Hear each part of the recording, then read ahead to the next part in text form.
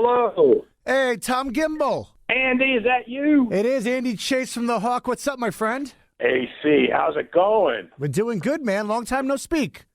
I know. Jersey, my home sweet home. You know, I was doing a little research because I know you guys, Foreigner, Blue Oyster Cult, Pat Denizio, you guys did our Wingstop concert a bunch of years ago, and that was 2009 at First Energy Park in Lakewood. I cannot believe it's like 7 years already. That's impossible. I thought so, too. I'm like, no way is it 2009. But it was, man. It was a great night. It was a great show. And it's good. Always a good time. It's a good to talk to you once again, man. How you doing? Happy New Year. Thanks, Andy. You too. We're having a great time. We're totally spiked. We're rested. We're ready to rock. Well, you're going to be, just real quick, at the Count Basie Theater, Red Bank, New Jersey, February 15th. I'm talking to Tom Gimbel, by the way, from one of the greatest groups ever, Foreigner. They're still rocking after all these years. How many years now has Foreigner been doing their thing? It's coming up on 40. It's going to be the 40th anniversary next year, 2017. Get the hell out of here. Band came out in 77. That's insane. Now, you joined the guys, what, in the 80s? Early 90s, yeah, 92. 92 you did, and it's been just a good time ever since, huh? It sure has, and that's like over 20 years.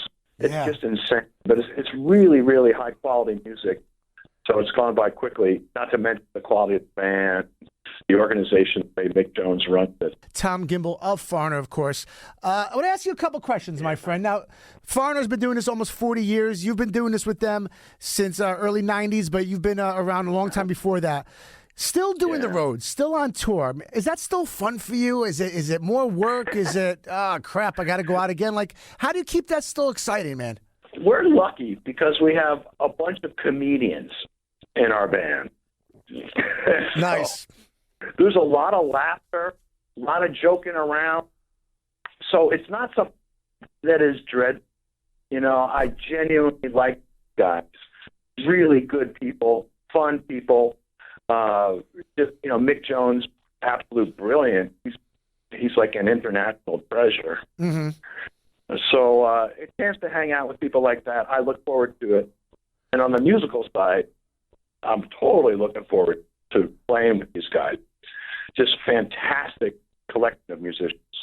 Like, let me ask you, when you guys are like, you're at the venue and everything, I'm guessing back in the day, it was crazy. There was probably alcohol. Who knows what else was flying around, and girls and all that stuff. What's it like backstage now? You guys just sipping on cappuccinos back there now? What are you guys doing? Well, there's still girls flying around, but just because they're on those mobile, what do they call those? Oh, the hoverboards. Yes. But, I think in general, we're pretty tame by comparison to the old days. Yeah. But we still get crazy. We'll fire up espresso machine and get the juicer going. There you go.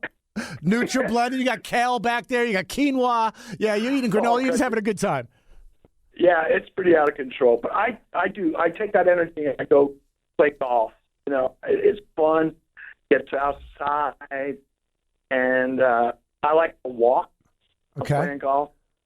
It's hard to do that and drink beer at the same time. I think you can manage it, man. I think you can manage it.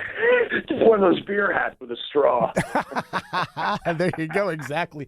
You know what's pretty awesome? I don't know if you heard this report. It came out, I guess, last week or so. But for the first time, I guess music sales, old music is outselling new music for the first time in music history. So people are buying the classic rock. They're buying the music from the 80s, from the 70s, more than they're buying the music of today. That's crazy, right?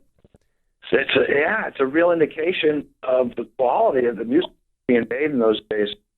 I have a theory. Okay.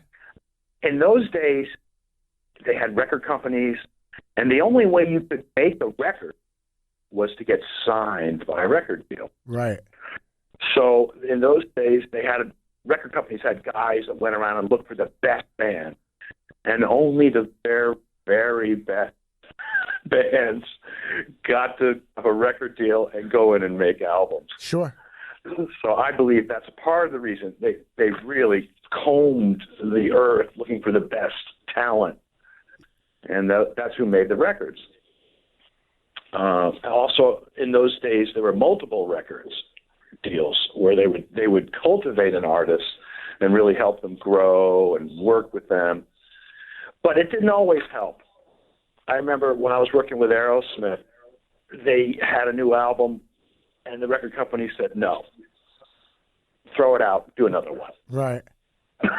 So, yeah, there's no telling how many great songs were lost that way. Sure. I remember working on one with Aerosmith called Lizard Love.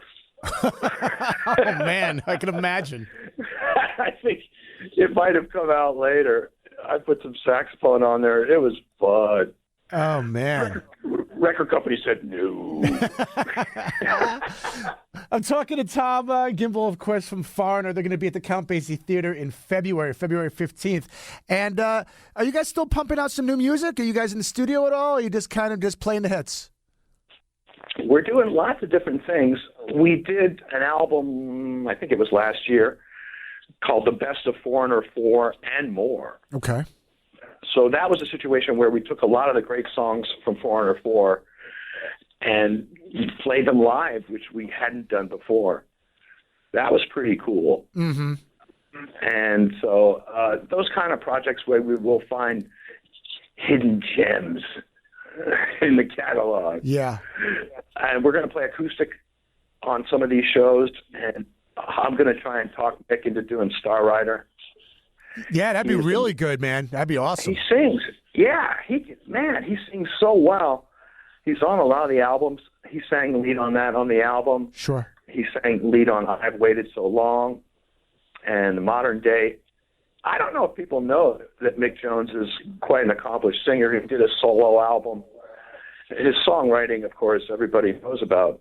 Oh, it's brilliant. Into the Songwriters Hall of Fame. Yeah. 80 million records sold.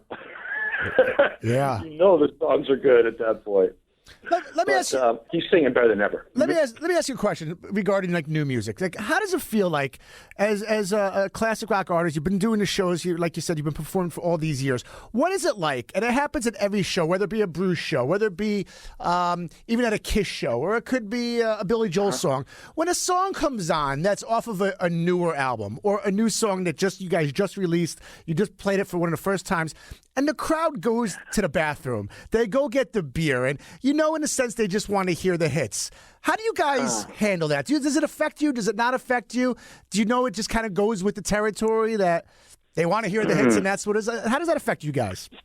We are so lucky because our entire set list is all hits. Yeah. If you write down all the hit songs that Foreigner has, top 10, top 20, you'll have enough songs to make a complete concert. Absolutely, of course. Of course. So that's why we're really lucky. Yeah, and we haven't been in that situation. We did a new album a few years ago called Can't Slow Down, and the title track is a rockin' song, Can't Slow Down, and it was written for NASCAR and our affiliation with them. It's all about loud guitars and fast cars. Yeah. So we used to do that live once in a while, and people responded really well. It sounds like a rockin' Foreigner song. It is a rockin' Foreigner song. Sure. So people had no problem with it, and I didn't see that glazed over look that you're describing, like a bathroom song. Yeah, I always wondered about that. I'm like, you know what? I'm going to ask Tom about that today when I talk to him. So. Well, appreciate it. Yeah.